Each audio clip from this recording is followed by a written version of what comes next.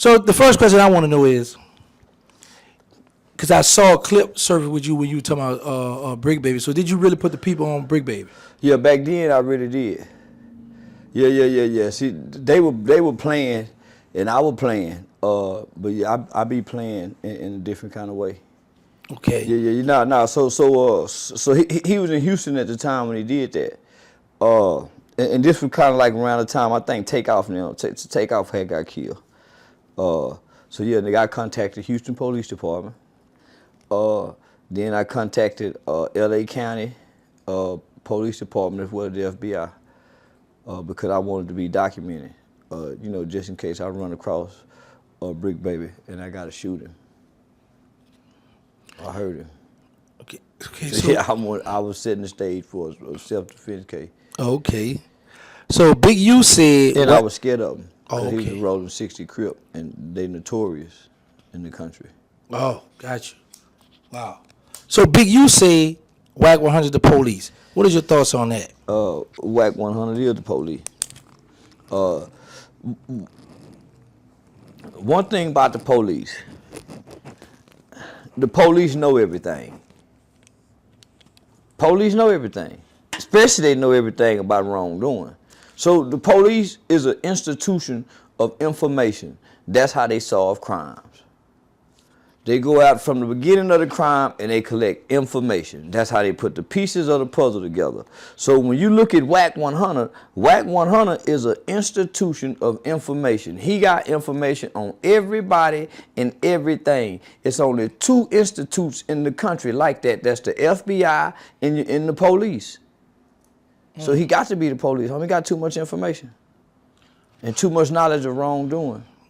So out of the case with BriccBaby, Loose Cat and all them, who you think gonna be the first to tell? All of them. BigU gonna be the first to tell. Nigga, that gray bird BigU had in that picture going, nigga, man, that's Paw. That nigga ain't that when he when he with his family and the news hit that he wanted. Nigga, he with his woman, he with his children, he with them grandkids. And them grandkids saying, Paw, where you going? And Paw got to go turn himself in. Man, crying on the inside. Just as soon as he can get by himself, man, Paw don't want to leave them grandbabies. Talk that tough guy shit, but nigga got all that gray hair on that beard. And that nigga said, man, that nigga already pleading. Facts. So now he gonna be the first to tell. Let me tell it. But this is what I'm saying. Everybody tell it. This is no time to be lawyer and standing on no motherfucking code. They done got 40, 50. This is not the time to play fool. Be a wise man and give up some information to save yourself. There's no honor amongst thieves. That's where I come in at. I come to remind everybody, hey, there's no loyalty in this group of criminals. Nobody have ever been able to uphold these codes. The mafia ain't, the Chinese mafia, the Taliban, Al-Qaeda, everybody when they get caught by the oppressor, break and fold. They got techniques that they put on you. They might waterboard you. They might isolate you. Won't let you see nobody. Man, all kind of shit. And you stand on these, and you broke while you doing this. You broke while you standing on these motherfucking code with a court-appointed lawyer. You tell to get out of jail, fellas. The best thing you can do. You still get. You might quit talking to you, but you still get. Don't stop getting, because you a tattletale. So did you see that Yellow Beezy was charged with the MO3 murder? And what are your thoughts on that? Po Yella. Yeah, Po Yella. Yeah, Po Yella. Man, Mo was hell on them boys. Mo was on them boys' ass, my nigga. He was kicking up dust. Yella was in a lose situation, but Yella would have been better off killing him himself. That way he can at least plead a self-defense case. And shot up on your sprinter, steady everywhere I go, this nigga shooting it. He should at least killed him himself. He would have been better off, a better chance getting off with a self-defense case. But that murder for hire, capital murder, man. Nigga might can't for 2 weeks. Isn't that motherfucker trying to nigga might can't swallow and might can't for at least half a month trying to process this through his brain. All your organs shut down. Say, man, God, boy, I bet he up right now. But nah, man, that MO3, man, MO3 works hard to get killed. And he was getting him hell, homie. So yeah, shit, man, poor Yella. He shit, shit. Yeah, man, fuck this shit. And he ain't got nobody he can tell on. Wow. If I were him, I'd give up Trap Boy Freddy. I tell on Trap Boy Freddy. Nah, I'm just playing trap. Shout out to Trap Boy Freddy, bro. No, I'm just bullshit, Trap. Yeah. Nah, I'm just playing. I'm just bullshit. Say, okay, let's switch gears now. Yeah. Hey, listen, let me just say this about BigU now. This was more of a political move that has something to do with the Olympics. So the Olympics is coming to LA in like a year or two.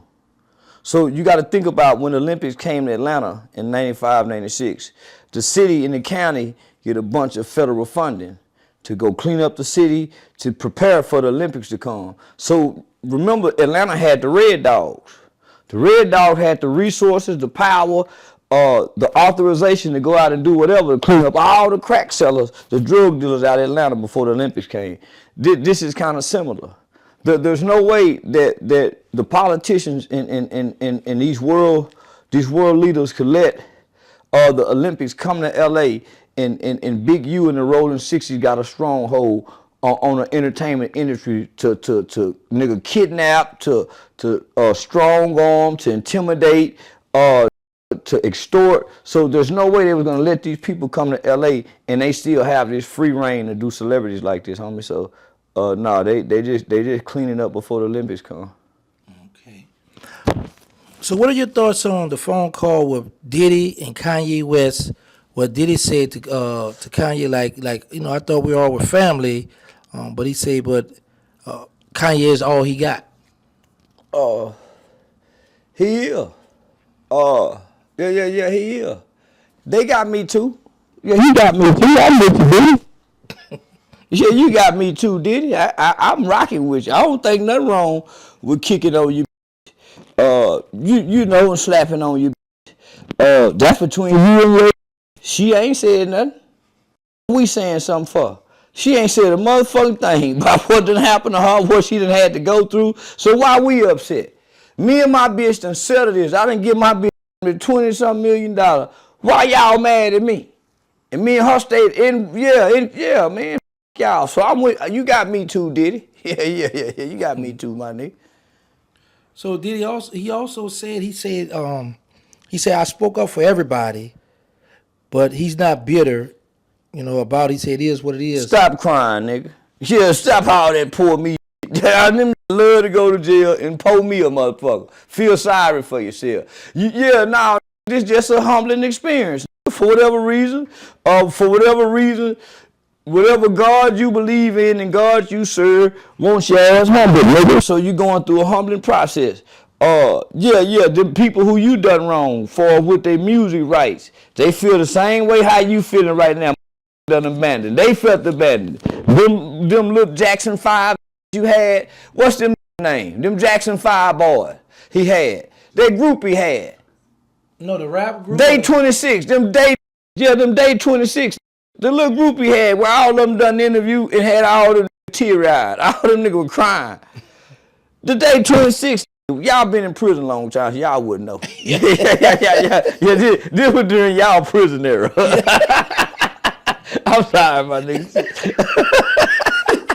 It was during y'all prison. Yeah, but we still had TV, man. So I'm trying but to he see. wasn't no big. They were big, but they wasn't big. They were more on that.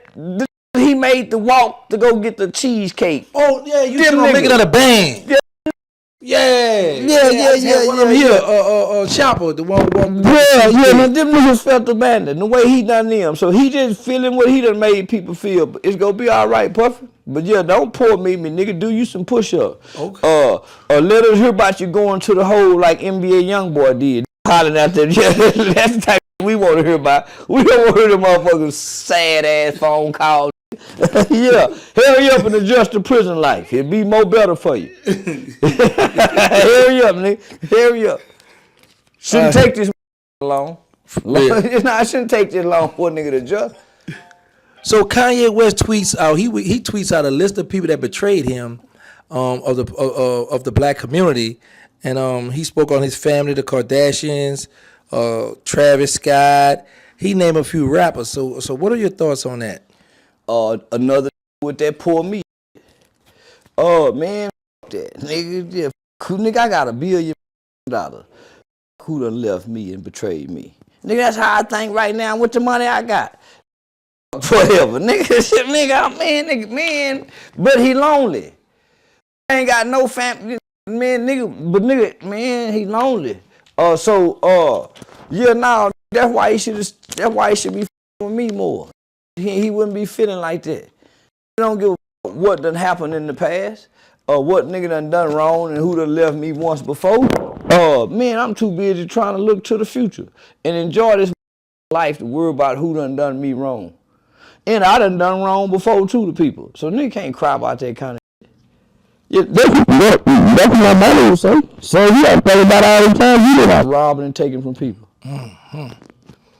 Okay, Rolling Loud 2025 just, and Rick Ross stated that how many rappers be screaming like free dirt, free little dirt, but only one rapper, T Grizzly, be doing stuff. So my question to you is, do you think that the rap community should be shouting out the rappers that's locked up, or do you think they scared to do so they're trying to separate themselves? No. Why would you be hollering free a killer? Nigga. They clapped when I went to jail for bond violation. Nigga, they happy I went to jail. And I just violated my bond condition. This man done paid to get several people killed. It's them surrounding him, not just him and all his friends. He guys are tied to a bunch of murders. Why say free him? For what? What about the victims? What about little pub mama and them? What about them people family, homie? So that's what I mean by the hypocrisy of this industry. Many people they done kill black people. These are black women, children. Y'all overlooking. So it's no different when I say, man, fuck that rapper baby. They saying the same thing, but in their own way. Oh man, he said fuck that rapper baby. They saying free dirt. They saying fuck this woman's baby. Y'all are the brightest lights in the star. And y'all are the brightest stars in the sky. When we look up into the sky, y'all light up the sky and y'all hollering free dirt to this woman that's in pain. They have a wrongful death lawsuit against this man. Y'all don't give her no aid to no victims from Tuka Mama on down. Dobie Mama, all of them. We can go down the list. Niggas ain't hollering, man, shout out to Dobie Mama. So, man, that's why I say, nigga, I hate them niggas. I just like the beats to make me listen to the lyric. But I don't like no rap, nigga. Man, niggas some marks to me. Okay, Kanye tweeted, 50 Cent is one of his favorite people, and he will bring back the black community, economics, independence. Do you agree? Mm-mm. He ain't stable enough. He ain't mentally stable enough because he focusing on the Jews. He focusing on everything else. He could have been had a tennis shoe factory in all 50 states. Got to making the Yeezys. He could have been had the Yeezys with black kids in niggas' factories, like they got the Chinese kids in them Chinese workshops. He could have been done that, my nigga. And it could have been done that, my nigga. So now, and he's so far gone. He too reprobated for black people to trust him to follow. He done swore, he done went too many different ways for black people to trust to follow him. He would have to solidly invest. And we don't know where the money coming from, but he's the one investing. He would have to do it solidly. Cause black people don't trust him. For one, he keep getting white women. So the black woman go, she ain't gonna believe in him. So why do you think some of the Los Angeles gang members like to brag about their crimes when they're on the podcast shows? Them the first crack babies. The LA are the first children ever in history, in this country, to be born addicted to crack like their mothers. So they really fucked up. The term strawberry come from them. The woman have to sell her for crack. Them created that atmosphere. So, if you remember the crack mother, she didn't give a damn about nothing. She'll fuck with the baby next to her. She'll sell the little girl to get fucked. These were their mothers. So these niggas is some ruthless, heartless. That's why you see some of the behaviors that they have displayed toward women is brutal. So that's why pimping is big out there. So in those type of communities, homie, the hoe mama, the dope fiend mama, the ghetto hood queen mama, she create and raises some of the most violent black children known to mankind. So that's all them got to take pride in. And you talking about 1969, we've had 50 years of hip hop, and we've also had 50 years of Crip and Blood existence amongst black people. The Crips and Bloods have killed more people than the Ku Klux Klan could ever imagine killing.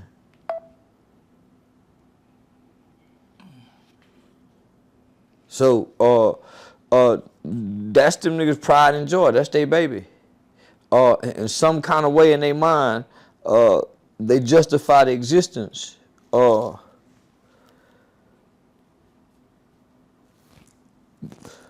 Because it validates their existence. I'm from such and such hood. So they have to justify their existence because it validates who they claim to be. Okay, he tweeted to Kanye, shut the F up. After Kanye tweeted, he used to run the orgies, what took place. That's why she saying, nigga, shut up. Nigga, fish your motherfucking ass up, nigga. Nigga, this shit was solid. Come on, God, Kanye. Kanye go tell it. That's why she said, nigga, shut up. I know I used to run the orgies. Nigga, listen, ain't nothing like two that get high together and they've been doing this for years. At some point, they go through a season where they fight and fuck. They fighting. Come here, ho. Yeah. They're coming down off them drugs. We in here like a. We got another woman in here. You jealous because I'm laying this on her. You want to pack your up and up the party. Run down the hallway with the shit I bought you. You got that bracelet in there I just got you. Just cost $200,000. Where you going? I run up out of there. Y'all see us in the heat of a moment. But they gonna make me out to be the bad guy. This what we do. Now y'all see me kick her in the face, drag her by the hair, only for us to go back to 45 minutes later. Sucking tongue, kissing, coming like a saying we love one another. Y'all didn't get to see that part. Had y'all got to see that part, y'all wouldn't be this mad at me. But they didn't get to see that part. This is normal that go on when y'all get high and like to. Y'all doing all it, and she like to do this too. She like to fight too. She get hit sometimes. But y'all don't get to see that part. So yeah, man. So that's what this shit is, man. And y'all done turned on me because the FBI done got me. But y'all love me for then. Oh man, y'all wrong. That's why I say the black community. You don't never want the black community to love you. Because they go turn on you. They turned on Michael. Turned on Michael Jackson, my nigga. They turned on DMX. Started laughing at him when he got back on the drug. They turned on Whitney Houston. They turned on Mike Tyson. Nigga, they go turn on your ass. So I understood this. I don't want them to love me. I want the hate. Because the hate is no different than the love. Because they say it's a thin line between love and hate. I just need you at that line. Whether you love me or you hate me, just get at that line. So once I understood that method, man, Poe did it. Yo, Poe did it. So do you think he was trying to extort him? Extort him? Yeah. And he should have paid it. Hell yeah. See, she went and got with that white boy. That white boy helped orchestrate all this. But this is what we do in our relationship. A rich fuck one of them old stripper hoes. Nigga, them stripper hoes like to get high. Y'all, sometimes y'all fight. Yeah, man. Yeah. Yeah, man. Yeah, hell yeah. Yeah. Shit, yeah.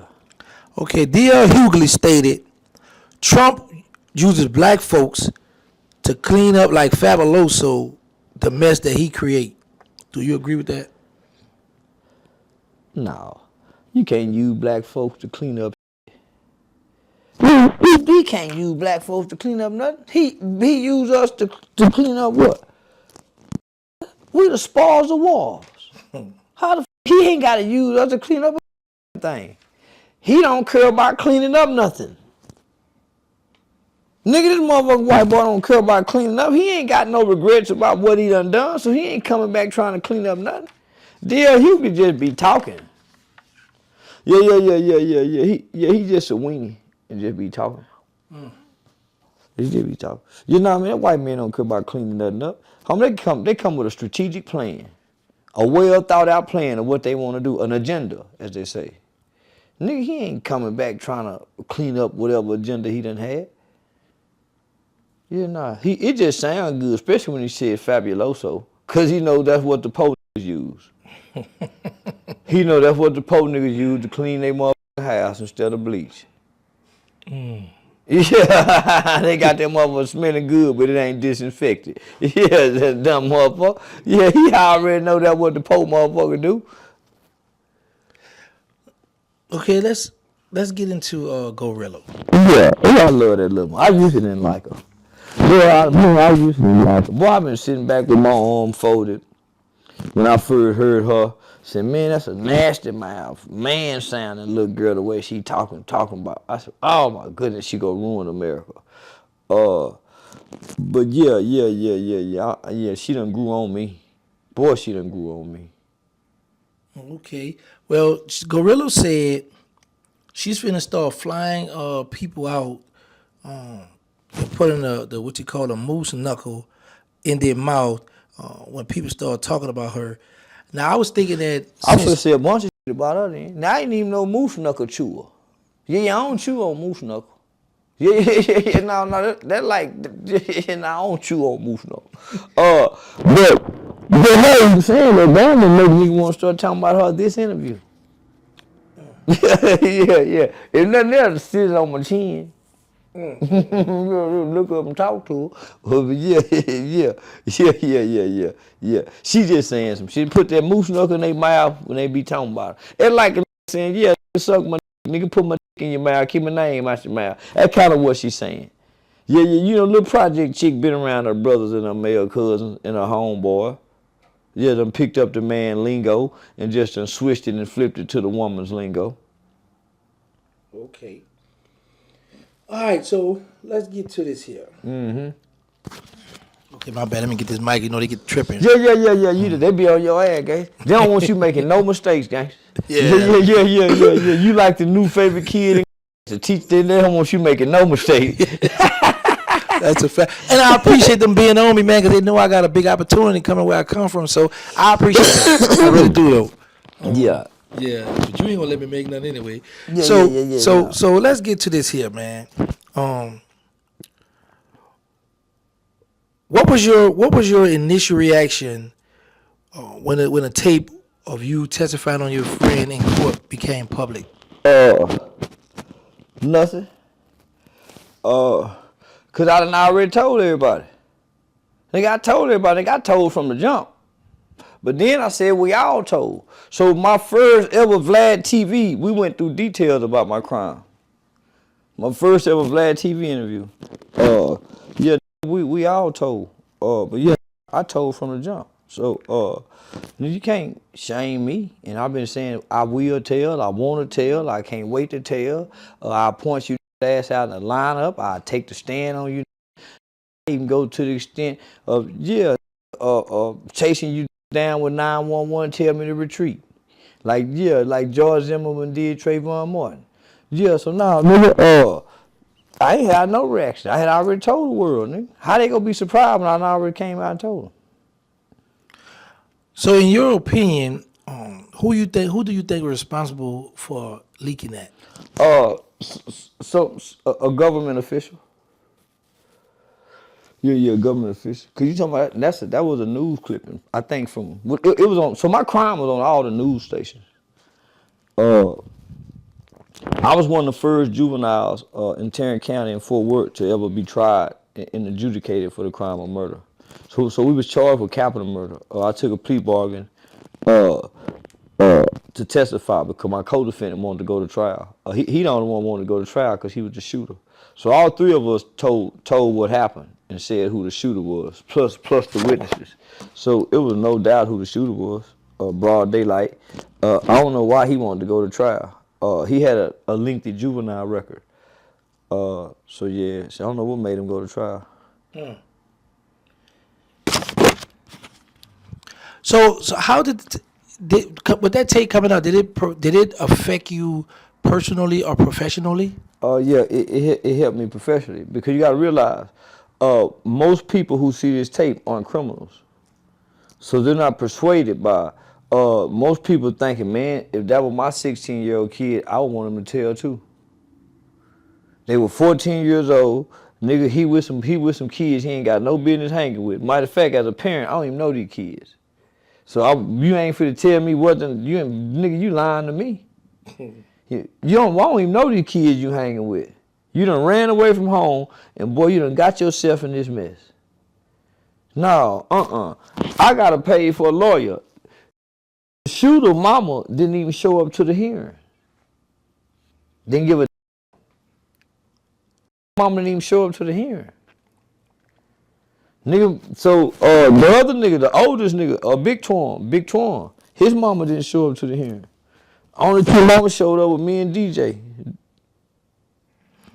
So now, it don't bother me, homie, because you talking about 30 years ago. I was 16, I'm 48. Who looking back there other than y'all? I got a new movie coming out June 19th.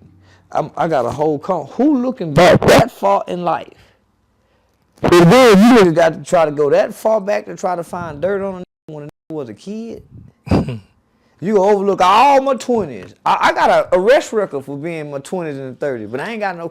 So you can overlook all this to go back when a was a kid. Boy, y'all up, and y'all up, and you got to have hate in your heart to want to do that. But what it does, it takes me back to the beginning of how I became famous. The same reason. Gilly the kid with that Pop Hunter baby.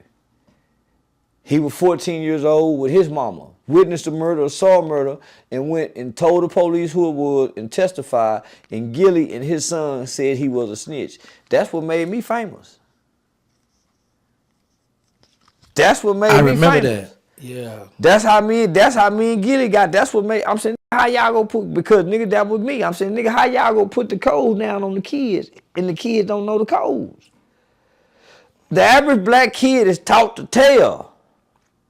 That's why most tell. Most do not tell. Most tell. It's very few standing on the code saying it's just that you don't know they told because the person they told on took the plea bargain too, so he didn't go to court to see who told, but they told the police something. So you saying these same codes that we, the mafia and solid street stand on, we want our children with undeveloped brains to stand on these codes. Well, nigga, my mama didn't teach me to lie. Yeah, I didn't answer the phone for my mama and have to lie for her. You probably did. So lying was easy for you. But you talking about, I'm one of the first kids in my city to commit a murder and be charged for it. Before then, kids wasn't really killing kids in 91. Murder is serious. Now it's time to quit playing. Boy, what a fact, man. Right up until this point, nigga playing, nigga. Said we ain't stealing bikes. It was cool stealing these jackets, but nigga, what's murder? Nigga, what codes I got to stand on other than, man, mama, I ain't do this, man. See, he talking about 40 years, man, I ain't do this. Hell no, I ain't do this. So now, nigga, I don't feel no shame. Nigga, I got out in 1997. I don't have no felony convictions. I'm one of the hottest on the internet. I got 2 beautiful children. Man, that nigga that stood on the code, that nigga still in there. The shooter still in there, 75 years. Nigga done that in 1991. He's still in there. I bet he wish he would have talked to the police and said, yeah, I did it, this is why I did it. He wouldn't have got 75 years. But nigga, they think you don't have no empathy. They think you cold and callous when you can't give them a reason. You see it all the time when the police try to convince you to talk. Man, these people, they're gonna think you're cold. And they ain't lying, because that's how they go write it up. Now the internet wants y'all to believe I've been going down every time he come up for parole to try to keep him in there. It don't work like that. Your co-defendant can't protest the parole board, my nigga. Shit don't even work like that. They don't want to hear shit your co-defendant got to say. They don't care if your co-defendant scared you go get out and do something to them. They don't give a damn. They care about what their victim family is saying. And I'm saying, nigga, we had a very loving and forgiving family. So when they came to my transfer hearing, homie, yeah, them people say they forgive us. Very, on the back end. So he keeping himself in prison. Nigga, ain't nothing nobody else doing. Yeah, can't no motherfucker you commit a crime with go protest the parole board. That don't even make sense. So let me ask you this, okay? Because I heard how you was calling shots and still doing stuff in the jail. So how were you able to move around after you testified on your co-defendant? Because nigga didn't nobody see it as snitching. Nigga didn't nobody see that as snitching. Homie, you gotta think. I had 9. So at the age of 5, I fell in the washing machine and broke everything from my legs down, nigga. So I was in a full body cast from age 5 to 7. From 7 to 8, I was learning how to re-walk again. So I really didn't get to go to school. I had a private tutor. So then I would play with a homemade slingshot. I put my eye out at age 8, probably in between 7 and 8. So in between 8 to 12, between 8 to 12, might have been 7 to 12, I had 9 eye surgeries. 9 eye surgeries before having my right eye removed. I really didn't go to school. I had a private tutor.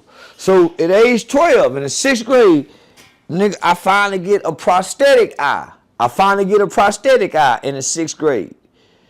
The 7th grade, I'm still going to the doctor's appointments to see how the prosthetic eye lens, fit properly, right? So, nigga, up until the 8th grade, nigga, I ain't had a whole school year where I didn't have doctor's appointments to have a surgery. Where do I get to learn to be gangster and street at? I live in we're in a middle neighborhood. My mama worked for General Motors. I ain't in the hood in the crime area. Only thing I do is rap music and rap videos. Where I learned street, I got an uncle that's a pimp that try to talk pimp talk to it, but I can't comprehend that with this brain as a kid. So at 12, 13, 14, I catch a murder case. So I just got a short time where I done ran away from home and I'm being rebellious. So I got a short amount of time in my life, or a normal phase of my life during your adolescent age, you being rebellious, you kind of resenting what your parents, you going, so nigga, I got a short phase where I don't have long before I make a decision that costs me some, you know what I'm saying? I ain't street when I get in trouble. I'm just a kid just being rebellious from mama. The single parent kid that got mama buying the Michael Jordan tennis shoes, just like most of these niggas. Well to do, out here playing street, but ain't street. When the police get you, they tell everything. I didn't do it. The same kind of kid. No different. It's the same kind of kid, nigga. Mama ain't do it. Mama, no, man, they talking about 40 years. No, mama, no. 40 years? At 14 years old, my mind couldn't even fathom 40 years.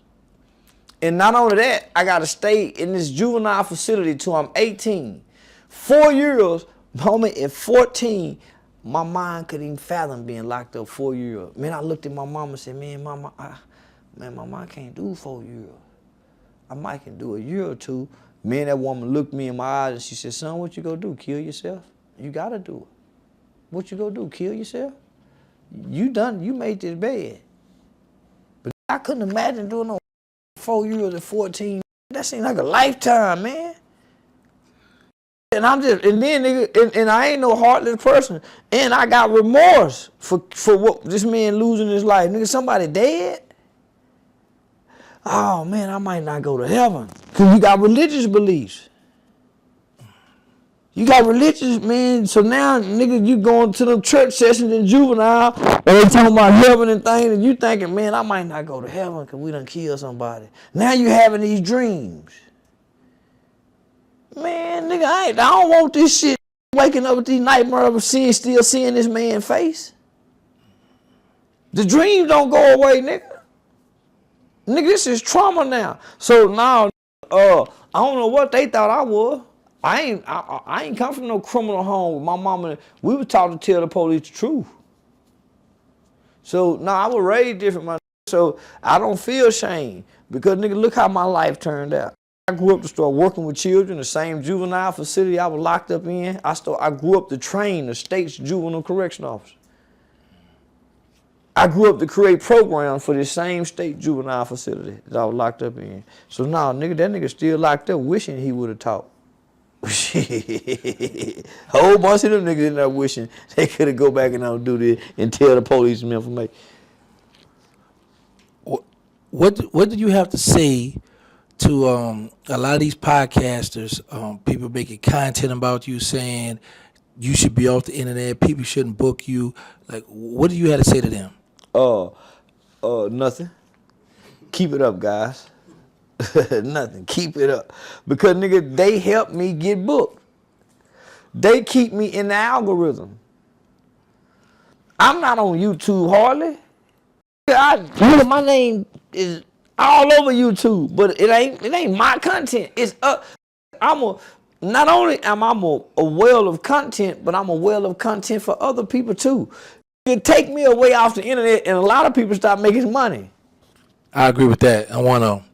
Man, take me off the internet, nigga. A whole lot of platform, they topics and shit. What, man?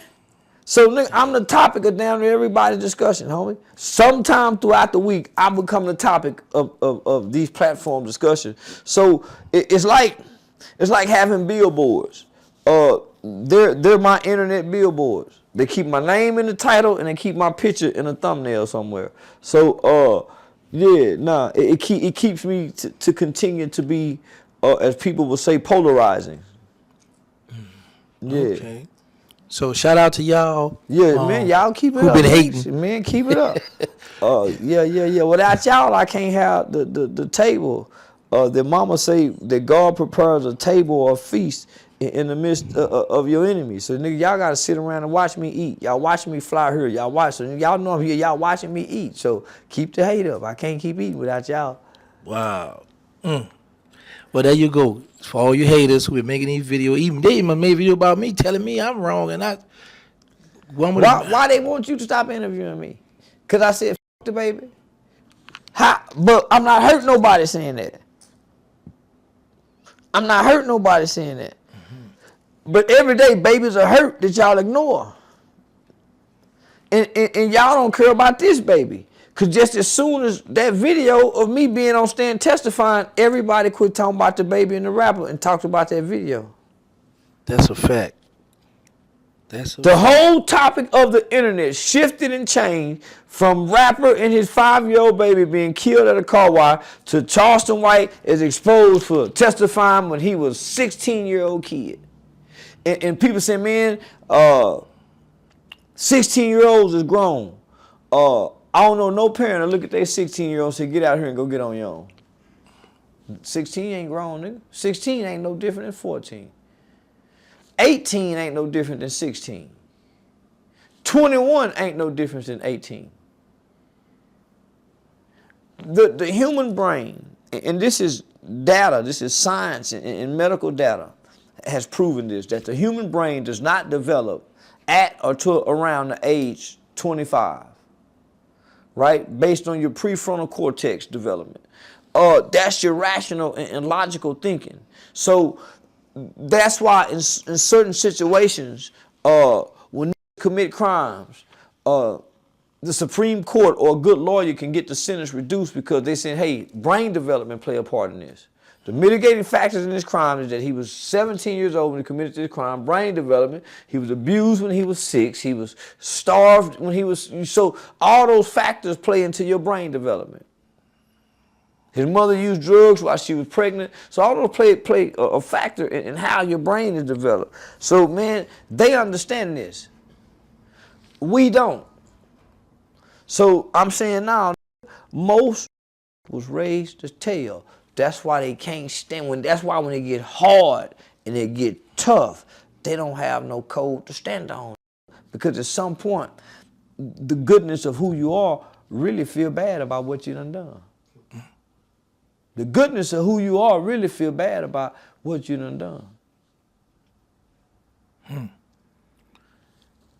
So, my question to you is, you had a head for the head. Do you wish you still had that bush? Yeah, I do.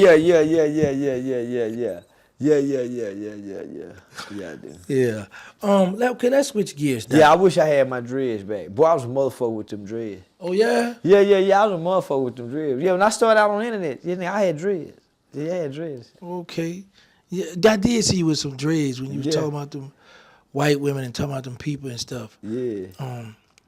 So could you share a little insight on your upbringing in the environment you grew up in?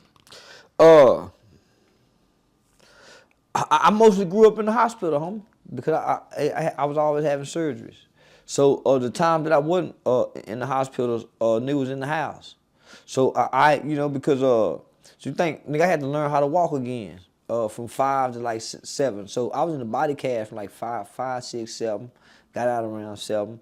Then put my eye out. So nigga, most of my upbringing, nigga, was in the hospital.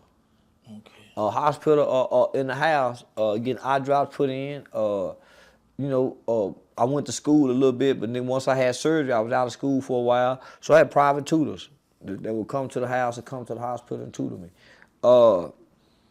Didn't get to play no sports. Yeah,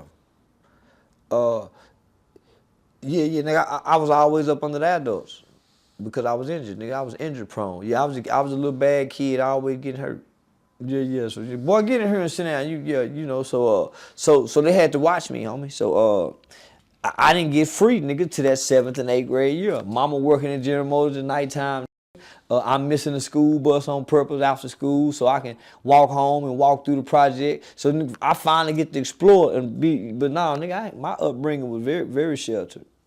Yeah, very sheltered. Okay, shout out to Sam. That's where I get these questions from. Yeah, very sheltered. He helped me out. And I was a mama's boy. But I had everything I wanted inside the house. You know, so yeah, you know, my upbringing was very sheltered. Did you have a connection to the church growing up, and were you involved in the choir or any of the religious activities?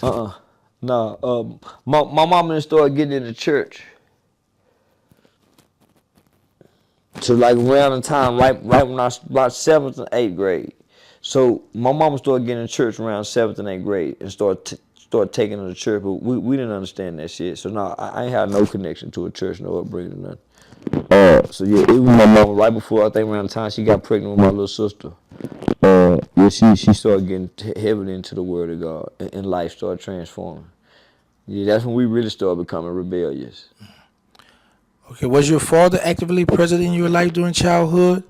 No, no. My dad, I had a bunch of uncles and my grandfather. So you believe that? Like, so how did that affect your his presence not being there, or his absence? That how did that shape in your life? Internally, as a kid, you have a feeling that you can't explain. It affects you, but it don't. Especially when you have you got your uncles. Homie, so financially, homie, my mom was very well off. So it could pacify a lot of things. So you really don't think of dad till you have an event you have to go to where there's dads. You go spend a night over your buddy's house and his mom and dad is married. But when you go home, you don't know your dad not being there affect you, but it does. Because internally, you feel unloved, but you don't know you feel unloved, but you do. It's just a feeling that you can't describe. You feel unloved, you feel rejected, you feel abandoned. There's a feeling of abandonment, and you feel unwanted. You don't know you do. You don't know that, but you display those feelings in your actions when you try to hurt other black people. When you fight other guys, you take that anger that you don't know you have for your father through this hurt and this pain that you done turned into anger, and you try to hurt people with it. So you don't know that, but that's what you're doing. So nigga, I had uncles. My mother used to try to get us involved in activities that had like male mentors in it. But yeah, homie, you know, felt unloved, and so that's what made me gravitate toward older guys like my co-defendants who was involved in criminal activity, compared to guys who was playing sports. When your mother became a foster parent, what was your relationship with your foster siblings? I stayed out the way. Yeah. I stayed out the way. Because I knew that was my mother's job. So I didn't too much interact with them. Because these are kids coming from trauma. One day I might be coming through and might have heard them cuss my mama out. You hoe, I hurt you. I can't jump in. Hey, you better quit talking to my mom like that. I can't get involved in that. So I kept my distance because I knew that was my mother's job. Yeah, so I know not to attach myself to those kids with trauma and they're going through something, and they just through. They're just probably gonna be here maybe a month, 6 months, 3 months. So yeah, they just through. So now I would try to the young that will come through that I know have been violated. I try to, what's up, little homie? You know, the dap thing, you know what I'm saying? Yeah, so I come through, so try to make them smile every time I come through. So yeah, so I was in my early 20s when mama started that, man. Early 20s throughout her 30s. Yeah, I seen some traumatized kids, homie. So that was part of the reason why, because when I was in the boys' home, we used to have to go to group therapy. And in them groups, niggas had to talk about their life story. So, man, I used to hear some shit. And nigga, how some grew up in the hood and what they had to endure, I couldn't imagine. Nigga, I had my own room, nigga, my own phone line, nigga, this as far back as I can remember. Now, so I used to, man, I used to hear some shit about them kids, homie. So my heart used to go out to them. So that's kind of what made me grow into my purpose of working with kids. Yeah, nigga, I got mama spirit. So have you ever seen any one of them communicate with any one of them to this day?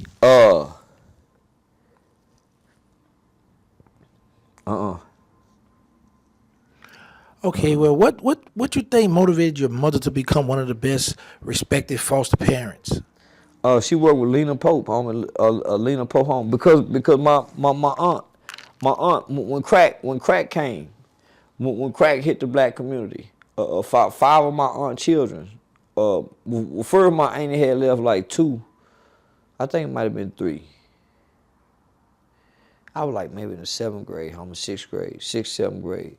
But yeah, my auntie had left like two or three of my cousins in one of them dope motels. And they was gone for like a week. It was a dead dog in there.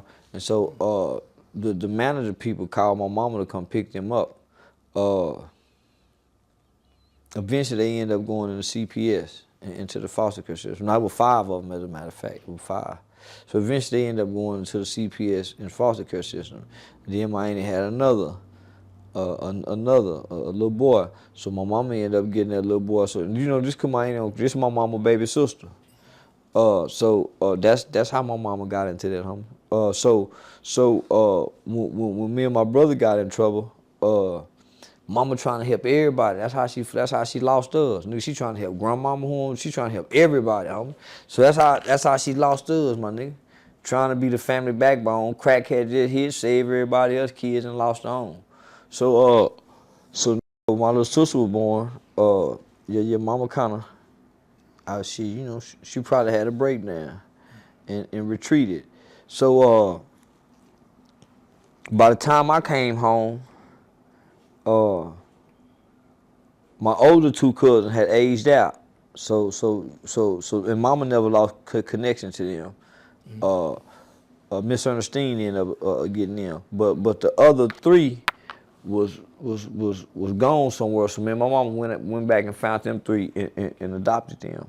My auntie ended up eventually getting off drugs. She had lost the rights to the kids, and then my mama ended up getting them back the kids. And so it was a beautiful story how it ended. Cause my auntie ended up dying of breast cancer. But yeah, it was a beautiful story how it ended. That's how my mama got into it, trying to rescue our own family and put the family back together. So and in the process, the people from Child Protective Services in the Lena Pope Home Agency had so much reverence and admiration for mama. They said, Miss White, maybe you should be a foster parent. You'd be good. So yeah, my mama would get the worst of the worst, homie, and nurture them. Nurture them back, with that love and that being firm, fair, and consistent. So yeah. Looking back, have you ever had a moment where you apologized to your mother for your behavior as a youth? Yeah, homie. Yeah. I wasn't a disrespectful child. I just leave shit outside the house.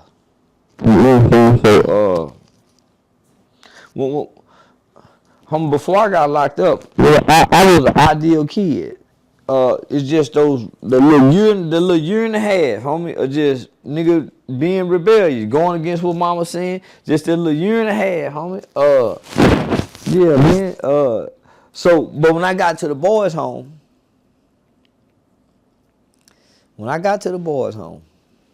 juvenile was cool. Nigga, when I got to the boys' home, it was 300, almost 400 something kids there. Everybody there for violent crimes: capital murder, attempted capital murder, attempted murder, aggravated sexual and rape, kidnapping, and arson. So all violent offenders from ages 12 up to 21. So nigga, when I get there,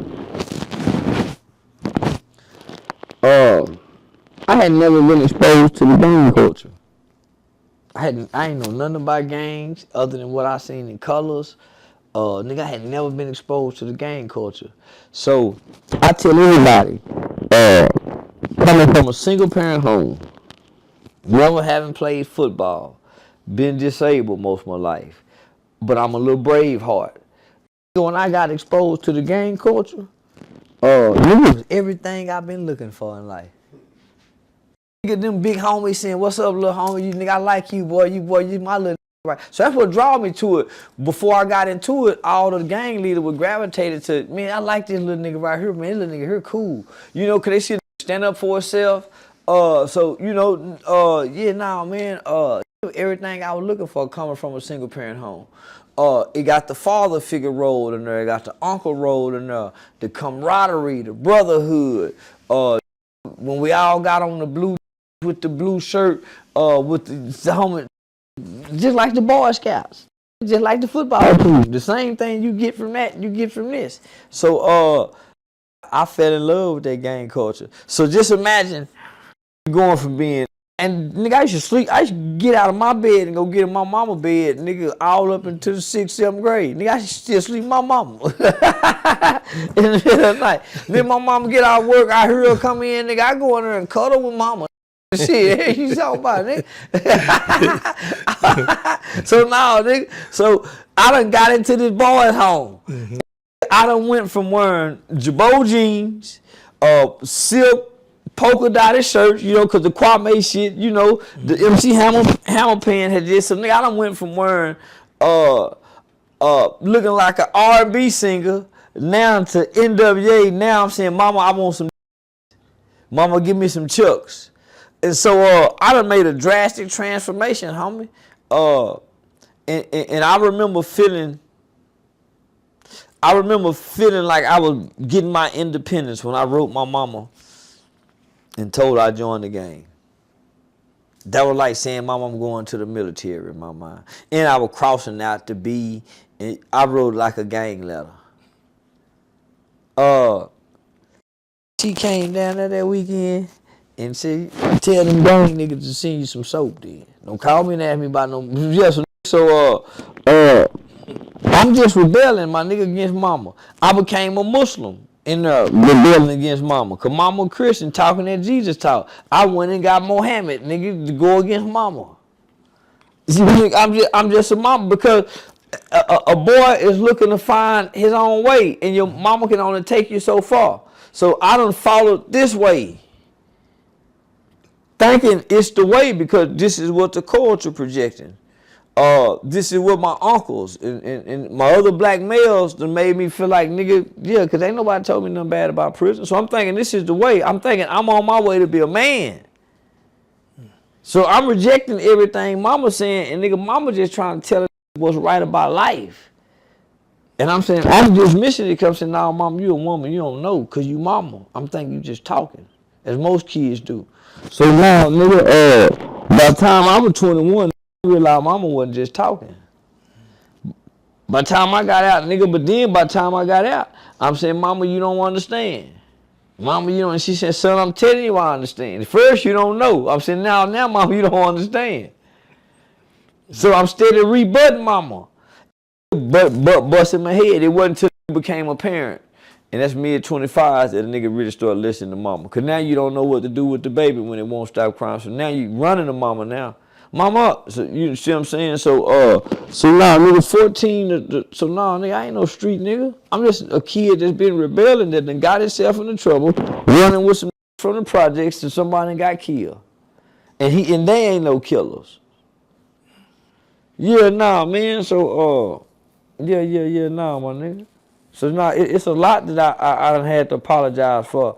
But nigga, the type of parent the type of man that I came to be up for my children, make mama proud. Okay, let's switch gears here. Do you remember the first time you met Dewberry, and and can you describe that experience? Yeah, I remember dude in King. It was I think early '93 or '92. A bunch of from Dallas had came. Well, I'm talking about a whole bunch of from Dallas had came. Him, my nigga Monk, my nigga Damon Rowland, a whole bunch of had came. And dude had a look. The dude had a little walk on him. So when we came to the cafeteria, I ain't like them. You ain't like dude. You ain't like how he was walking, how he was looking like he thought he was tough. Yeah, I ain't like dude. Listen, so yeah. My nigga come through there looking like he half-ass tough. I'm looking at the, I ain't like this nigga. So, we gonna try to jump on dude. Yeah. We go Like try. about Crypto G's and height size. Yeah. Y'all want to fight, dude? Me and my nigga Amp. Me and my nigga Harvey Hughes. Yeah. Me and Amp looking at them. And Amp from Dallas. Yeah. I get word had got out to my nigga Sky Blue. Shout out to my nigga Mark Lewis. The word had got out to my nigga Sky Blue. He was like a big homie. And he run down on me and Amp during school time and said, "Nah, y'all ain't gonna fuck with them niggas. Nah, them my niggas. And then the nigga said, and y'all got them niggas fucked up too. Y'all don't want them problems." Yeah, nigga. Yeah. My nigga said, y'all ain't gonna fuck with them niggas, and y'all got them up. Nigga, y'all don't want them. Y'all don't want that, nigga. You think you do nothing now, y'all don't want that. Leave them niggas. Nah, nigga, y'all ain't gonna fuck with them. And my nigga was stern with it. So yeah, we ended up getting cool. Yeah, we ended up becoming brothers. So if you could describe, Yeah, when they sent dude to prison, everybody cried. Nigga, we cried when dude. Nigga could do what supposed to go to prison, homie. My nigga had 28 years. Yeah, dude was go get dude was doing good, homie. Yeah, my nigga go get a recommendation to go home.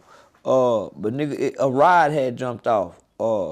Yeah, I had orchestrated this ride against our little rival gangs. Yeah, I told my nigga to chill. I said, nah, dude, you ain't gotta do nothing. Shit, my nigga said, you lying to me. Yeah. I said, nah, dude, you ain't gotta do nothing, nigga, just chill, nigga, we got this. Shit, my nigga, he jumped it off. So now my nigga wasn't supposed to go to prison, but you know, his loyalty to that gang and what we had, nigga. Shit, my nigga spent almost 19 years on a 28-year sentence, nigga, away from his family for that homeboy. So. if you had to describe Dewberry in just one word, what would it be? Loyal. A law. Facts. Yeah, nigga taught that loyalty over royalty. Yeah, nah, that's a loyal nigga, homie. And nigga, that's what all the homies go say. Yeah, nigga nigga, that's what all the homies go say. Yeah, my law nigga. Okay, when you were Charleston with the dreads, did you have more run-ins with the law or less? More. That's why you see a lot of arrest videos. The ones you see now, I kept getting arrested, homie, because I'm fighting them charge, and they with me with this. So that's why I got arrested 2 or 3 times and that shit. But not more with the dreads because I was more front lines. Homie, I was bucking. I was bucking, homie.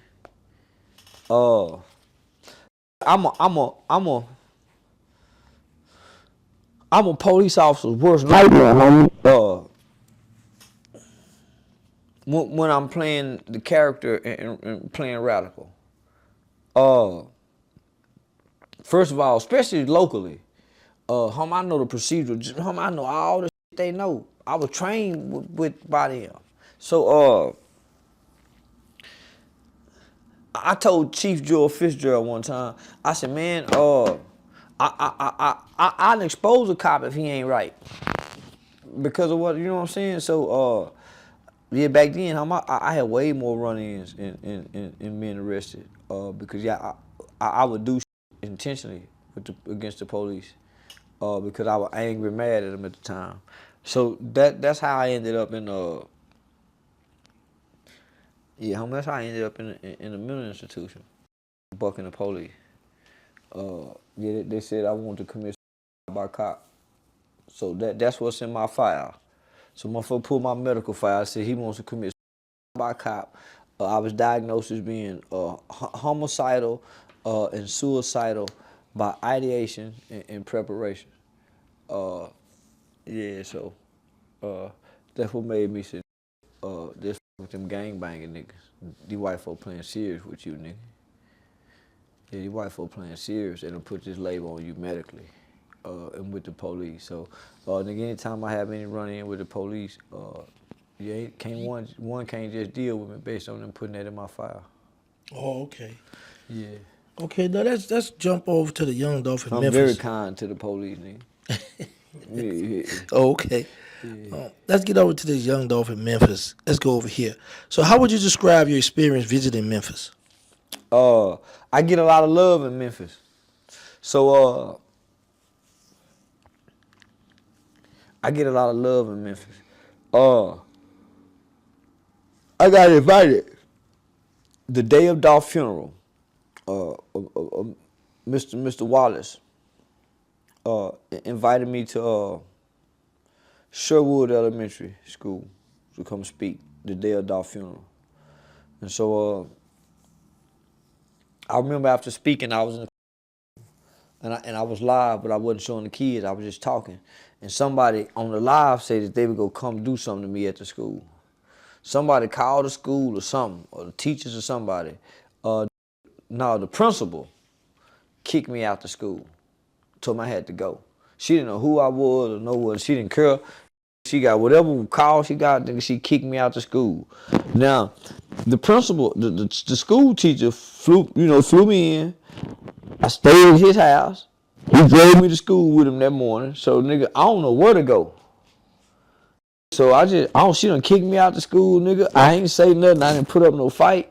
I ain't try to say, hey, man, can I go talk to Mr. Wallace? Nigga, I just left because I didn't want to put him in no kind of position. So, nigga, I just took out walking. When them teachers found out that had happened, nigga, them teachers were leaving out to come try to find me. Nigga, they came to jump now. Nigga, them teachers was mad. And Harry Young came back and got me. And Harry Young, so now and you know, nigga, I was secretly out $100 bills throughout the school. Only people know that is me and a few teachers. So yeah, nah, homie. Yeah, that's what she had told me. He run around. He secretly out money. Nobody know. So nah, homie. They Harry Young came and got me. And so now the city of Memphis. So I done sold out. I sold out Chuckles back to back in one night. 2 shows back to back at Chuckles in Memphis. Went back again, sold out. Shout out to my man Rayford. Nah, homie, Memphis with me. So did you ever feel threatened, or did it feel dangerous in Dolph Lane? Yeah, it feel dangerous. Cause you see all them young what's out there. You know them young niggas dangerous. But nigga, they embracing you with love because you coming with love for Dolph. Yeah. Nah. You if when you in Memphis, it feel dangerous. Yeah, it got a different kind of look and feel to it. Yeah, it feel dangerous. But yeah, nah, nigga, them young niggas in Dolph Lane look dangerous and is dangerous, and I know they is. Yeah. See, you just move accordingly. Just try not to go too many times. Yeah, they might just be happy today. Next time you come, they might, you might have a bad day. Well, did you ever get a chance to meet young Dolph in person? Nah, never. Never. Never. Nah, I wish I could have. And I never really got hip to his music. Yeah, I never really got hip to Dolph music, man, until after he died, man. So yeah, that's one of my biggest regrets. Okay, so did you get a chance to go to the funeral? No, I was at the school speaking. Yeah, I was at the school speaking during the funeral. And shout out to Sherwood Elementary School. Okay, do you have a relationship with Paper Route team today? Yeah. Hell yeah. Yeah.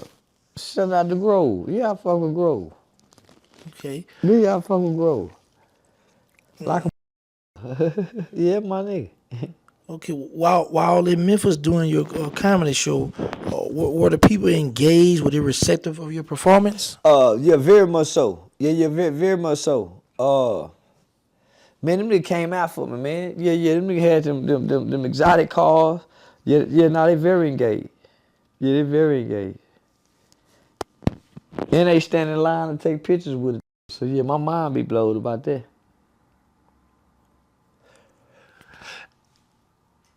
As a person who speak out a lot about different stuff that the justice system do, are you going to be engaged in the Yellow Beezy situation with MO3? I don't give a about no nigga going to jail. Give a fuck what? Yeah, man. Give a fuck about that nigga going to jail because he done killed MO3. I ain't finna give my energy and my time and my mind to that bullshit. She ain't gonna make me no money. Yeah, nah, man. Yeah, man, you know, shit. Man, that nigga. MO3 too. Yeah, nigga, them nigga ain't got time to worry about them. Nigga go to jail. Nigga, I'm out here having fun with hoes, flying here, flying there, buying pretty clothes, eating nice food. Fuck, I'm gonna think about it in there, man, with misery. Man, nigga, man, I'm gonna think about that. I ain't got time to think about that. I don't give a by man, BriccBaby, man, them niggas got man, them niggas out of sight, out of mind.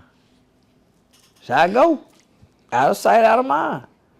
So them niggas. So why do you think people, especially those who've made millions of dollars, resort to putting hits on others in today's world?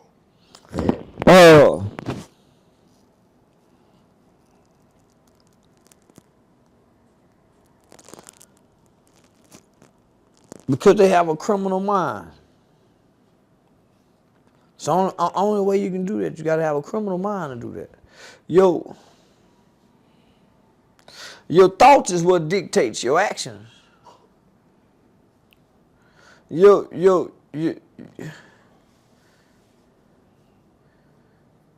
your actions come from what shit you think in your mind. So you have to have a criminal mind to be a millionaire with all this money and think that you can put a hit on somebody, homie.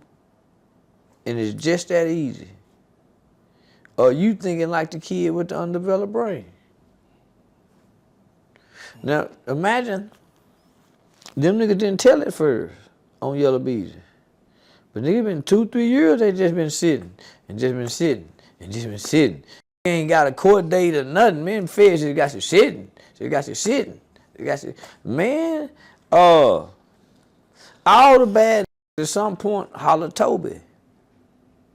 Whether it's now or later. Some point bad holler Toby. Man, Toby is sick, man. I'm sick of this shit. So man, them niggas hollered. So they went and got him. And you gotta remember, after MO3 died, Yella Beezy went to LA with BigU now. L.A. Reid got him out of here. He went to L.A. with BigU now. And he claimed rolling 60. So, shit, there you go. So do you believe the feds specifically targeting individuals who boldly talk about gang criminal activities? And why do you think people incriminate themselves in interviews and on social media? I do not think the feds is boldly targeting anybody. I think these is making songs and saying, and the feds is saying, hey, I think they got something to do with my case. Let me see that. And go to looking through paperwork and then go to that. I think that's what's happening. I think they're volunteering information on these podcasts and these platforms and in these songs, thinking they talking in code. The feds just go translate the code. Now, what kind of language you trying to create? Nigga, they just go translate the code. So, no, man, they ain't targeting nobody. I mean, these niggas, listen, these niggas is throwing rocks at the prison system. It's some niggas throwing rocks and, hey, look at me. There's other niggas breaking in. Motherfuckers sitting in jail ain't thinking about you, and you done jumped through the window and broke in. Hey, man, you in here. Some of you niggas done broke in jail. That's how you got there. You broke in, and people weren't thinking about you. They wasn't even looking at you. You went and broke in. And now you gotta stay. Some niggas throwing rocks at the penitentiary. So that's all that didn't happen. But I keep reminding people, about 10 years ago, all law enforcement agencies made a public service announcement and said, hey, the social media have become the #1 tool in our time for making arrests. Social media have become the #1 tool for law enforcement for making arrests now. So shit, nigga, they ain't got to use undercover officers no more and the sting operation is set up on a nigga. Just watch niggas' social media platform. So in your opinion, is the rapper/bloggers community in Dallas united or is it more divided? Divided. They all hate on each other. That's why you don't see them work together. That's why you don't see them work together nor collab together. Yeah, they all divided. And they in Dallas have probably one of the largest areas of social media influencers and content creators in one city. They probably have the most here. Yeah. Yeah, so now nigga, they all hating on each other. So when people criticize you or call you a snitch for things you did as a kid, does it motivate you to stand your ground and show that their opinion don't faze you? I don't even give it no thought. You can't bring up shit I did as a kid, and I'm dead. I'm about to be 50 years old. I'm about to be 48. I'm 47. I'm about to be 48. You can't bring up nothing I did as a kid to make me even give you nigga now. Nigga, you looking back when I was 16, nigga, some shit I done in my 20s and my 30s. Nigga, I can't look back at 16. You looking back that far. And so what? I'm a snitch. I came to the internet saying I'm a snitch. Matter of fact, I'm so much of a wannabe. I Rat Williams. I will rat on you. I give myself a name. I give myself a slogan. Tell to get out of jail. If you want your pockets to swell, tell. I come up. So how you go look back at 16 when I come out as a grown man and say, hey y'all, I'm a proud motherfucking snitch. I'll put you ass in jail, nigga. I work with the police. I won't go undercover. I come in hollering, I'm making an arrest, a citizen's arrest. I work with the FBI like that did to get Fred Hampton. I do that. Give a fuck about you. Nigga, I love Dr. King back out on the balcony. Nigga, you hear what I'm saying? I'm the hollering in the back, get your hands out my pockets to distract everybody so Malcolm can get killed. I'm that today. So how you gonna shame me from when I was a baby boy and didn't know what I was doing? Now I know what I'm doing. I fully understand what a snitch is. I fully understand what an informant is. And I'm saying I don't want to be nothing other than a cooperating for law enforcement. Even if it means lying on them to help the police get you. Did you see him do it? Yeah, I seen him. If they need me to point out an innocent man in the lineup, I do it. I'm the nigga they use for that type of shit. So how you gonna shame me, nigga, for that when I was 16? How? So no, nigga, fuck you. Nigga, get your hands out of my pocket. If that wouldn't have done that, them niggas wouldn't have been able to kill Malcolm. So I'm that. When you first got out, was it 97 or 98? 97? I got out in 97. Did your mother sit you down and say, okay, son, look, you're going to need to go straight, do this, this, and this? No, I went to a halfway house first. So she didn't have to do that home because I didn't come home with the intentions of not going straight. Okay. So I went to a halfway house first in San Antonio. So I went to a halfway house first in San Antonio. So yeah, nigga, I came straight home working. So my mama sat me down and tried to give me the credit game in 97, but I wouldn't listen. So I wouldn't listen. So I remember her taking me to meet a credit guy, cause I was going to go get a new car. I went and got that new motherfucking Camaro. They had just changed the body style of the Camaro back then. So I had went to Vandergrift, got that new motherfucking Camaro with the Yokohama tires on it, and boy, nigga couldn't tell me shit. And so I worked for a pharmaceutical company. At the time, Eli Lilly, the pharmaceutical was becoming real big. So I worked for a pharmaceutical company that was a contractor for Eli Lilly. Nigga, I worked for the most part. When you was doing time, did you ever get a chance to be around any of your co-defendants? They got tried as adults. I was the youngest, so I stayed in the juvenile system. We was around each other the first. So it happened September 18th. I think I think they had a certification hearing like October the 5th. October the 10th, I think. So October the 10th, they had a certification hearing. So they went to the county from juvenile. So I didn't see them no more from September 18th to October the 10th. They went to the county, so I ain't see them no more. Okay. So we was all sitting amongst each other. So nigga, we are so the shooter know we all told. So the shooter was trying to get us to say that it was my other partner. But we didn't know it was a young lady who was with her mother at the mall who saw us, and that's how they identified us. So the shooter was trying to get me to say it was DJ. Because DJ was the first one arrested, and DJ the one told, and then the rest of us, told once we got caught, picked up by the police. So the shooter was trying to get me and Big Torn to say it was DJ. So he really jealous of DJ. DJ was a tall, yellow nigga. The girls liked him. He worked at Red Lobster. It was his car we was in, so he had just bought him a little old Regal. So Torn was a little short, fat, ugly, black ass nigga. That none of the girls like in school. And he was from Dallas. And he was in out of juvenile detention at the boys' home. So the girls really didn't know him, but he sold dope in the projects. You know what I'm saying? So he was hating on DJ. We spent that little time in juvenile together. And then they got certified at that. So the certification age was 15. I was 14. So, I was sentenced as a juvenile. So my record was sealed at 21 years old, homie. Yeah, my record was sealed at 21. So there's no record of me ever being locked up for murder, no nothing. Just news clippings. So what's your relationship now with those individuals serving time? The shooter reached out to me crying about 3-4 years ago.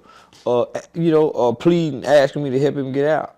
But nigga, I ain't got time. I ain't even try to help my brother get out. Yeah. Shout out to K-White. That's my boy. Yeah, I didn't even try to help my brother get out. Nigga, give a damn about no nigga in a pill tank.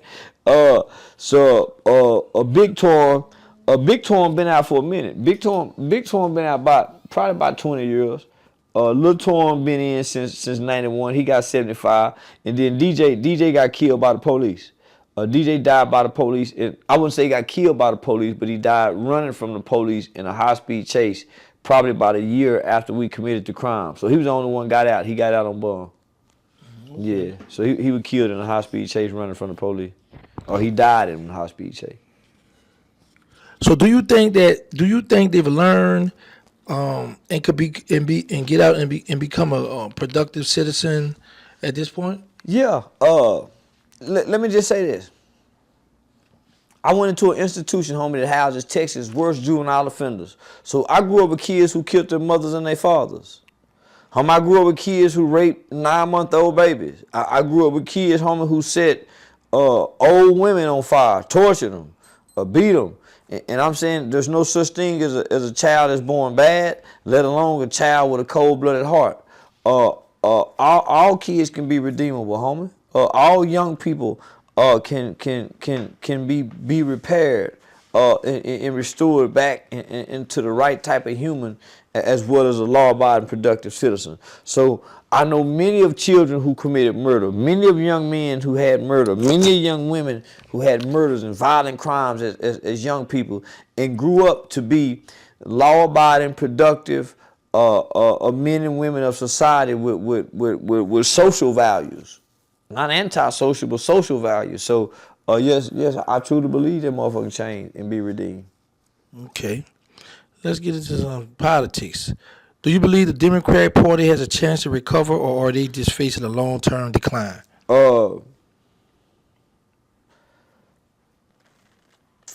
They facing a short-term decline. I wouldn't say long-term. They facing a short-term decline. They'll recover after Trump. Yeah, based on the pattern of how presidents are elected, it's always a Republican, Democrat, Republican. So yeah, it'll be so. After Trump, our next president will be a Democratic president. Okay, so do you think they need to take a new approach, or like focusing on more reality based, or instead of like the issues like women and LGBT plus rights? Yeah, I think they should. I think the country is more worried about other things other than that, than what they focus on. Yeah. Okay, do you think you would make a good politician? Yeah, I do. But I don't. I don't want to be one. Cause man, niggas, every now and then niggas like to, buy a little pussy. Nigga can't buy no pussy when they're a politician. Man, they got Trump in trouble for that. Trump paid the bitch a little extra money to be quiet, and he got him for hush. Yeah, man, nah, man. Every now and then niggas still like to buy some pussy. Go Terrance. You know what I'm saying? Shit, nigga. It's just sometimes. Yeah, sometime, man. So I don't want to forfeit that right. Yeah, I don't want to forfeit that right. Just try to help a bunch of motherfuckers. Just go complain about what I'm doing. Okay, but would you ever consider running for office, leaving behind a more extreme Charleston White persona? No, I don't want to be bothered with a bunch of man. This is the best time of my mother life, man. I'm traveling the country. I'm on the ocean, man. I'm in the air, man. This is the best time of my mother, man. I went and picked this motherfucking sweater up yesterday, and I still got the tag on this bitch. I went and picked this motherfucking sweater up, not knowing what the price is. Get to the motherfucking register, and it said $430 something for this sweater. I could pay for it and it don't even hurt me. Man, shit. The old me would say, what? Man, put that motherfucker. I'm not paying no $500 motherfucking dollar for men. So, man, I don't want to stop. I don't want this to stop. I don't want this to stop, so I go do what? Go be in the desk. Motherfucker, watch me now. I'm governed by what I do. I'm not governed right now. I'm free to say what, when you're over there, you're not free to say what you want to say. So, I'm a runaway slave right now. I want to keep running. Yeah, I don't want to come back to the plantation. So do you ever get tired of playing a loud, outspoken version of Charleston White? No, not yet. I ain't tired yet. Yeah. Nah. I ain't tired yet. Hell no. No, man. Without the loud, outspoken, unruly, disrespectful, obnoxious, offensive version of Charleston White, they wouldn't be listening. Yeah. They wouldn't be listening without that fool. So why would I take, man, I can't take that fool out the equation. Because without that fool, man, they go, yeah. Okay, the nickname G-Nut represent a certain... C-Nut. Oh, okay, the nickname C-Nut represent a certain time in your life. Would you describe... How would you describe your attitude and behavior during that time? Foolish. I was playing like I was a LA gang member. I was trying to learn everything I could about it, reading the Monster Cody books. Foolish, dumb. I've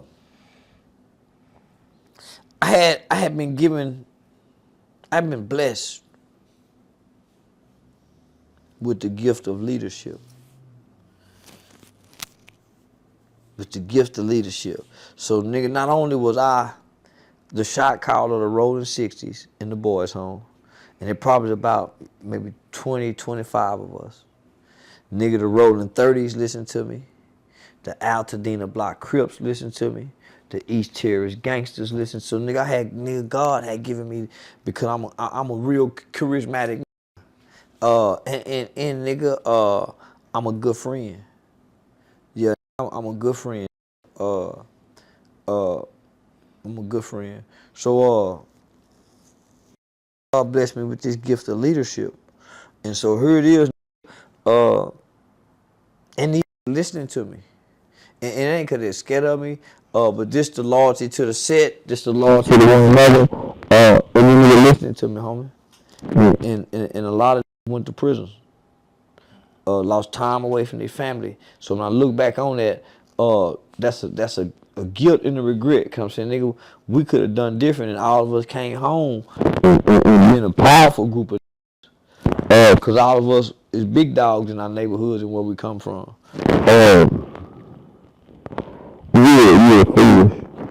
You're foolish.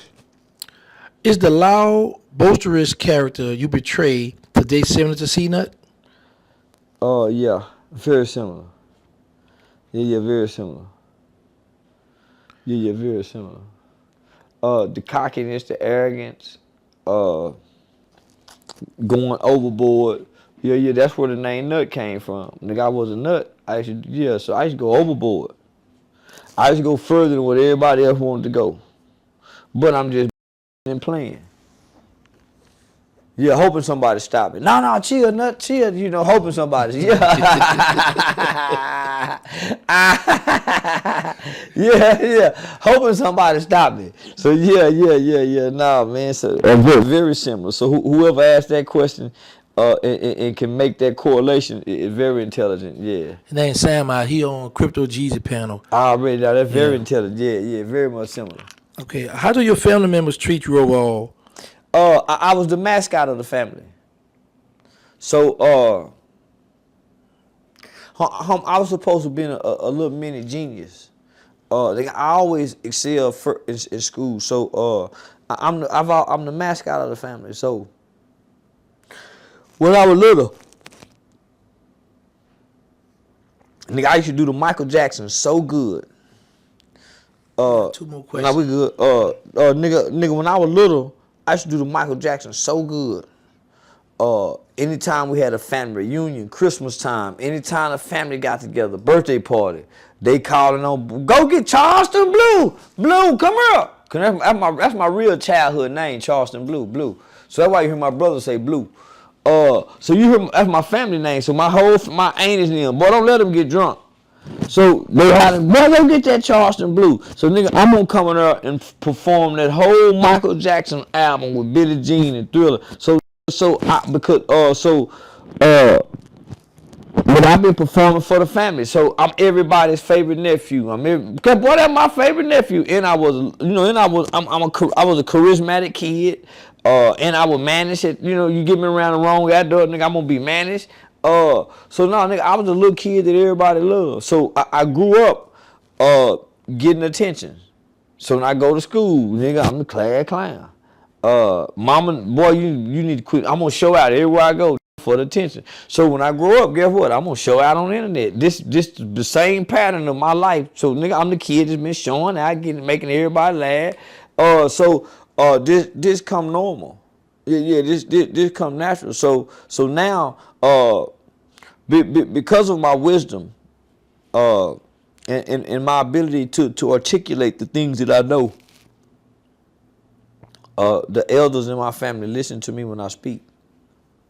They didn't always, cause most time, there was a time nigga walk around, eyes bloodshot red, full of syrup, full of weed. But once my life changed and I sought out the path of righteousness, of being right in life and not doing wrong to people, and matured. My mother, all the elders in my family listen to me when I speak, because they understand I exercise wisdom. Yeah. All right, one more before we get out of here. So I phrase myself as Mr. Right back. There are a few peons that's been attacking me on social media. So what advice could you give me? Because they mad because I hang out with you, I interview you, and they just been attacking me. So what advice would you give me? That means you're doing something right. They wouldn't be attacking you. They wouldn't be bothering you if you wasn't doing. If you growing, they watching your numbers grow, so they're offended by that. Let me just say this. They talk about me just not in the way you talk about me. They put my name in the title. They just don't have access for me to go on camera with them so they can get the view. But they talk about me. They use my name. They use me as a topic for view and stuff. So why they hating on you for what you using me for? It's no difference. No matter if you talking about me good or bad, you help me. The best way to beat me is to not talk about me. So I go away, people stop. But if you are posting me, typing me, you help me, good or bad. Because you make people come click to look for me, to see. You keep me in the algorithm. So how they gonna be mad at you for something that brings you money? Man, you got any shout outs you want to give before we get out of here? Shout out to Say Cheese TV. Sean, what's happening, baby? Perspective with Banks, with Big Banks. The Dancer Project. Terrance Gangsta Williams. Wow. Shout out to OG Sane Dewberry. Man, shit, man, there's so many people I want to shout out, man. Yeah. Man, shout out to my man over there, man. A Necessary Smoke podcast. Shout out to them guys over there, man. Shout out to my man Dollar Drizzle, man, Atlanta Avenues. Shit, man. Let me see, man. Yeah, I can go on, man. Shout out to my nigga Rollo Goldmouth. Man. Okay, cool. I was just in New Orleans for the Super Sunday. I got a chance to go down to my city. I got a chance to hang out with the big Queen Ty. Shout out to her and her tribe. Already, shout out to Queen Ty. Yeah. Shout out to Miss Queen Ty, man. Yeah. Shout out to my boy Aiden Ross, man. Shout out, what's up, nephew? Yeah. What's up, nephew? Game related podcast, man. I appreciate y'all, man, for holding it down while I'm been gone too, by the way. Big fact, they do be holding it down too. Yeah, we hold it down. All right, man. Well, thank you for coming through. We got a special guest who's gonna be on the Game Ready podcast one day. Wow, it's your boy Diesel. Okay, y'all hear that? These out the mouth. Diesel out that milk. Okay, These out that mouth. Yeah, we once was enemies, now we brothers. Now we hanging out together, man. Already, man. That's what's up. Yeah, man. Your life come full circle, young. Yeah, Your life come full circle. All right, thank you, man. We out. Already.